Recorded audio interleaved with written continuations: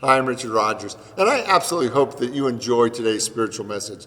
You know, we at Unity of Phoenix Spiritual Center are committed to helping people live better lives. We're going to provide you tools over and over, spiritual tools that allow you to live your best possible life. And if you want to leave a donation to continue to allow the work that we do to support other people just like you, we say thank you. Thank you for your generosity, because this ministry is committed to making the world a better place. So how many people here have ever held a grudge against someone who said or did something not so nice to you? Anybody? How many people ever thought about revenge or payback for that individual? I saw this bumper sticker and it said, "Life is too short to hold a grudge, but it's long enough to get revenge." So this lawyer was reading out the will of this really rich guy to his family, the people in his will, and he was reading, "To my loving wife, Rose, who stood by me in rough times as well as in good, I leave her the house and $2 million. The lawyer continued reading, "To my daughter, Jessica, who looked after me in sickness and kept the business going, I leave her my yacht, the business, and $1 million. The lawyer concluded, "And to my son, Dan, who hated me, argued with me, who refused to work in the family business, but who always wanted money, and who thought I would never mention him in my will, well, you were wrong. Hi, Dan." I love that joke. I don't know why. So how many people ever had a hard time forgiving or letting go of the past? Anybody? And the question is, why do we have such a hard time forgiving? And I think one of the reasons, and there are many, but one of them is I think human beings have this tendency to hold on. I think we think it's protecting us. You know, we get scared and we just hold on. In fact, when we get scared, we actually hold our breath.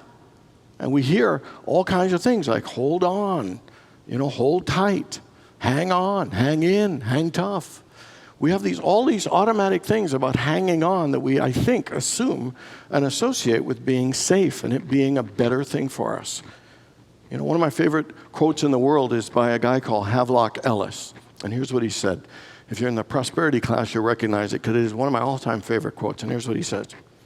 "All the art of living lies in the fine mingling of letting go and holding on." All of the art in living lies in the fine mingling of letting go and holding on. And it's interesting because sometimes I think we hold on to things we should let go. And I think sometimes we let go of some things we should hold on.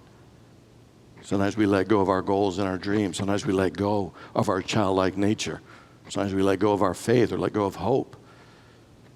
And it's almost mind-boggling why we hold on to grudges. When you think about it, it takes a lot of energy to hold on to a grudge. It takes a lot, and it's kind of painful a thing to maintain. It goes against our desire for peace and happiness.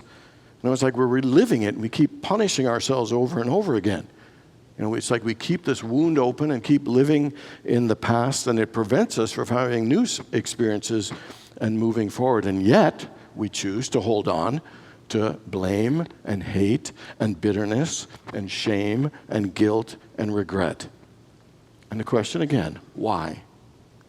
And let's go to the flip side, is that I think sometimes it is not easy for us to let go.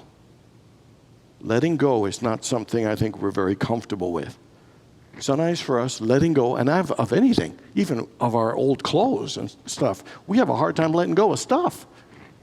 And sometimes we could feel vulnerable, or it could feel scary, or it could feel like if I let go, everything will fall apart. If I let go, I'll lose everything that I have. Letting go is sometimes, associated with giving up, or giving in. Sometimes we would rather hold on than let go. Sometimes we'd rather hold on to our relationship that isn't that good instead of letting go because we're afraid to be alone. And so my question for you is, what are you having a hard time letting go of in your life? Because for many of us, letting go is tough. I would say that generally speaking, letting go is probably the most powerful and yet the most terrifying of all spiritual practices. And I'm talking letting go in every single form, including forgiveness.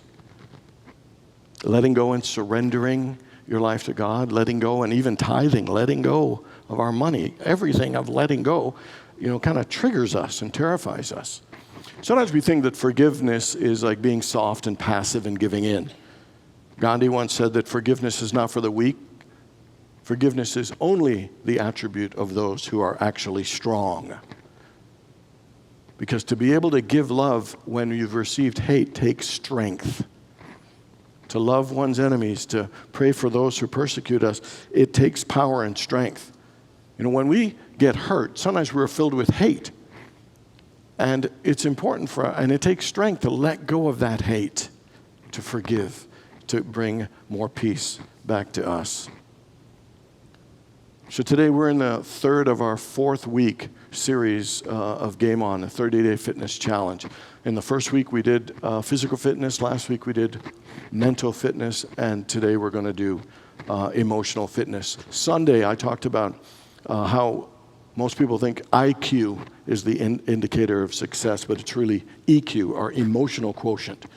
Those who have emotional intelligence, studies show, that is the best indicator of having a peaceful and healthy life. Being able to adapt emotionally to the challenges and difficulties and emotions of life. Those individuals and that area of skill and fitness is one of the greatest indicators. And one of the areas of emotional fitness is how well we are able to forgive. Forgiveness is associated with emotional well-being and physiological well-being and psychological well-being. Because it is choosing to let go of vengeance and anger and hatred. Because holding on to it actually creates anxiety and depression, a lot of coronary disease. It blocks our level of peace. So learning how to be good at forgiving, to letting go of the pain of the past, is actually strongly associated with our mental and emotional well-being. Kind of reminds me of this husband who did something hurtful to his wife. He apologized profusely, and his wife said, "Don't worry, my policy is to forgive and forget." But every 2 or 3 months, she would bring it back up to him again and remind him of it. And after doing this several times over the course of a long period, he said, "Why do you keep bringing it up when you said your philosophy was to forgive and forget?" And she said, "Yes, that is my philosophy, to forgive and forget. I just want to make sure that you remember I forgave and forgot." Okay. So forgiveness. How do we learn to forgive and to bring us to a greater level of emotional fitness and emotional well-being, which adds greater happiness and fulfillment to our lives? The first one is that we need to remember who we really are. Who we really are. With forgiveness or a lack of it, we think it's about them. And it's really not about them. It's actually about us. And it's even more about us, of how we think and how we see ourselves and what we actually believe about ourselves. You see, when we won't forgive, it's because we think that we have been wronged, that we have been done wrong, mistreated, or abused. And when we keep saying that, we've been wrong, we've been wrong, we've been wrong, it gets us to begin to define and identify ourselves as a victim, as someone who has been done wrong. And it can even begin to identify ourselves as having an excuse or a badge of honor to support that we are suffering over and over again. And so what happens, it actually weakens and diminishes us. We think of ourselves as being wounded, being wrong, being hurt, instead of thinking of ourselves as a powerful spiritual being.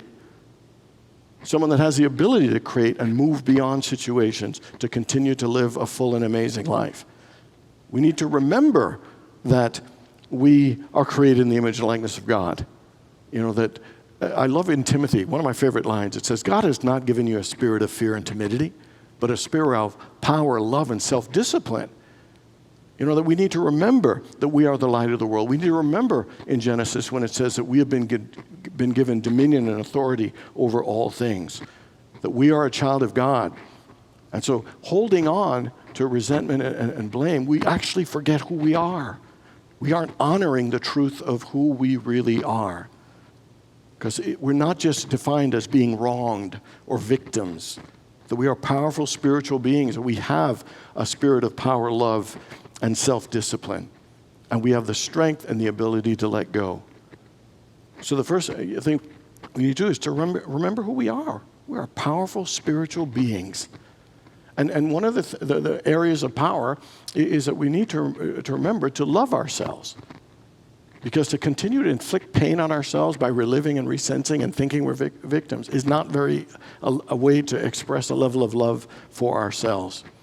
And something else we need to look at is that sometimes when we hold on to resentment, it is because a need in us to be comforted, to be validated, and to have someone have compassion for us has been missed. And sometimes we are the ones who need to have our own love to not only remember who we are as spiritual beings, but also to care for the human part of ourselves and to have compassion for ourselves for what we went through. Yeah, we're powerful spiritual beings that can rise above it. But we're also human beings who went through a difficult experience, and it's okay, and in fact, it's important for us to have compassion for ourselves. Sometimes we think it's one way, just be strong and forgive. It's like, yes, and also have compassion for ourselves. Validate. You don't have to be a victim, but it's important to at least, know that your hurting mattered, that it was important for you to grieve and to move through that experience. And so remembering who we are remembers the humanity and having compassion for our hurt, but it's to remember our powerful spiritual nature as well, and to rely on both of them, not one or the other. Because the humanist does need compassion and comfort, and we also need to remind ourselves that I'm a powerful spiritual being. And the next thing with forgiveness is that we need to learn how to let go. Michael Beckwith says 100% of spiritual growth is about letting go. 100% of spiritual growth is about letting go. Why? Because when we are born like children, we are totally connected and plugged in. That's why it says to enter the kingdom, you must become as a child. It is that state of purity and joy and love. Children don't hold on to stuff. They're just living their joy. And so 100%, because when we're kids, we're pure and playful, and as we get older, sometimes we get a little cynical, a little negative, a little jaded. Apparently nobody in here, but some of it, I've heard some people can. And most of the time, we've got to let go of all that old stuff. Let go of who we thought we were, let go of all these kind of things. And letting go, again, all of growth is about letting go, and forgiveness is about that as well. We're going to run through this real quick because I don't have time to go through all of it, but it is the 4 stages of consciousness, and I want to just show you this. It'll pop up. And so the first stage is called to me, where we believe everything is happening to me. They did that to me, he said that to me, and the reason my life isn't working is because people are just doing that to me. And so if we want to move to a higher level of consciousness, we got to let go of the to me, and we particularly have to let go of blaming people. Blaming our family, blaming our friends, blaming the environment, the economy, whatever it is we want to blame. Because the only way you can move to a next level of success in your life is to let go of all the old stuff that's holding you back. So then we go to the by me. This is where we begin to realize that my thoughts, my vision, I have the ability to create through my goals and my words and my actions. I can create my life. This is a creator consciousness. The first one is a victim consciousness to me. This one's creator consciousness. So this is when we know we're powerful beings that can attract and create what we want. But if we want to go to an even higher level, and this is where we can get into the my will be done kind of thing, we realize we have this power and it can get a little out of control. And for us to go to the next level of consciousness, we need to let go of our need to be in control and always be right. And then when we can do that, then we move to through me.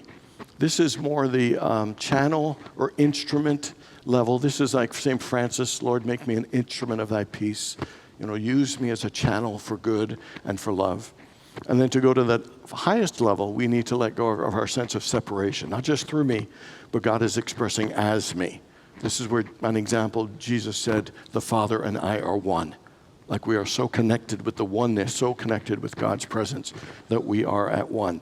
And the point I want to make on those things is that for every level you want to change your life, there's always something you have to let go. Anytime we want to go higher in our life, we have to let go of who we believed we were. We have to let go of that former life. We have to let go of that particular consciousness for us to move up to a higher level. And let's go even more into this. Remember when one of the disciples said to Jesus, how often should I forgive? As many as 7 times? And Jesus said, no, 70 times 7. So I don't really believe that Jesus meant 490. Is that what 70 times 7 is? I hope it is. It's been a while since I took math. But the number 7 represents completion.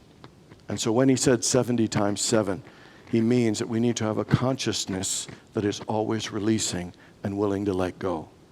Remember when the Apostle Paul said, I die daily, that we need to let go daily. We need to let go regularly. We need to forgive because you know what? In life, stuff builds up. Sometimes we're told things that aren't kind. We're told things that aren't true. And sometimes we believe and accept those things, but we need to be able to release and let go and get back to that childlike nature, to get back. And so letting go, including forgiveness and all the things we need to let go from the past, require 2 things. A willingness. Are you willing to let go? And secondly, do you trust that when you let go, that something good will come forth? Because God loves us. All this is available to us, but we have to let go and trust. And sometimes you think you have to know how to forgive. You don't. You just have to be willing.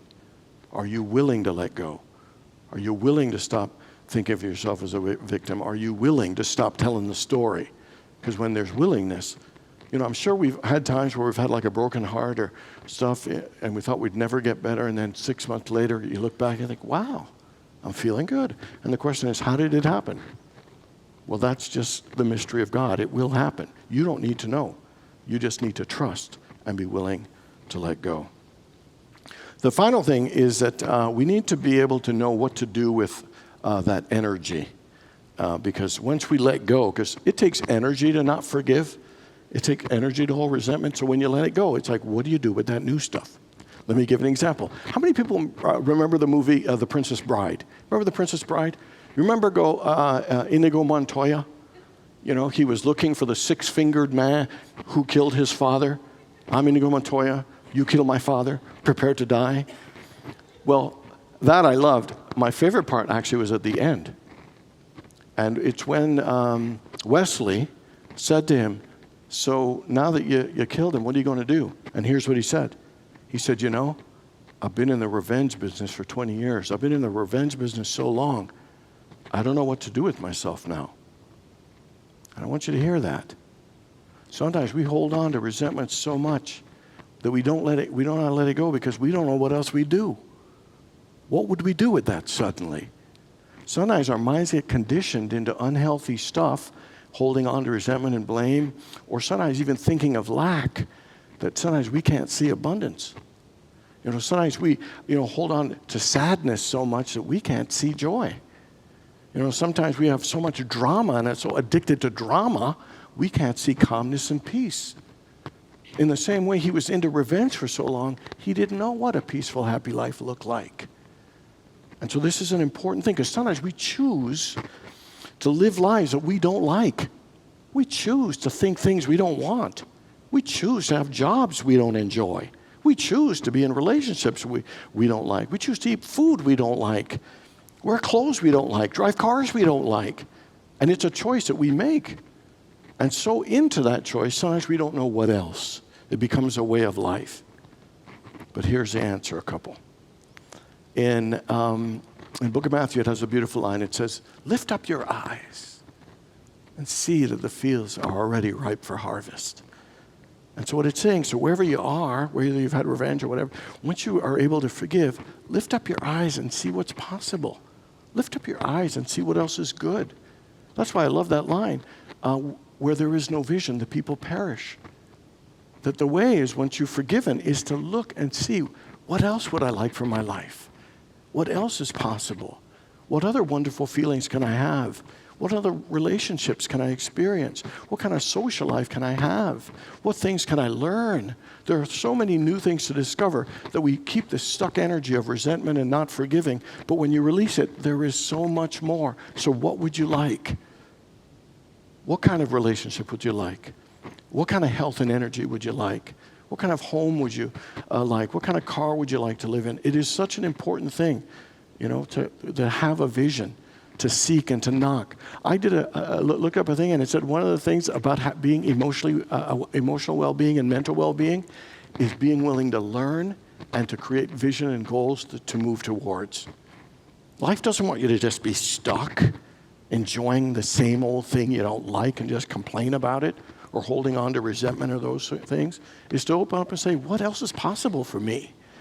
What am I going to do with this new energy that I have? What can I invest it in? Could I build? What else could I create? Let me give you one of my favorite examples, and I use it to death, but it's okay because he's amazing, and it's one of the most amazing examples. Nelson Mandela was in prison for 26 years. He could have easily held a grudge. He could have easily resented and hated them, but instead, he forgave. And guess what? With that energy, you know what he did? He envisioned his South Africa ending apartheid. He envisioned him participating. I'm not sure if he dreamed to be the president, but he ended up becoming the president and considered one of the greatest statesmen in our history. And why? Because I believe he freed himself from that resentment and knew how to use the power of that energy to create a vision that literally changed him, changed his country, and changed the world. And my question is, for whatever resentment we're holding on to, if we are willing to forgive it, what great changes for ourselves, our country, and our world could we create by investing that power and that energy by forgiving? Let's pray. We're going to close your eyes, take a deep breath. Just open our hearts to the glory of God, and knowing one of the greatest gifts of freedom and empowerment that God has given us is the ability to forgive. Let's all make a commitment to no longer hold ourselves back by holding on to resentment, by opening up our lives to allow ourselves to forgive all and everything, to forgive ourselves, to forgive the past, to forgive our family, to forgive anyone or anything that we feel is holding us back, to free ourselves and liberate that energy to create a new vision and a greater possibility, and to help create the experience of heaven on earth for everyone. So for all the wonderful gifts, especially the gift of forgiveness and freedom, we truly give thanks. And so it is. Amen.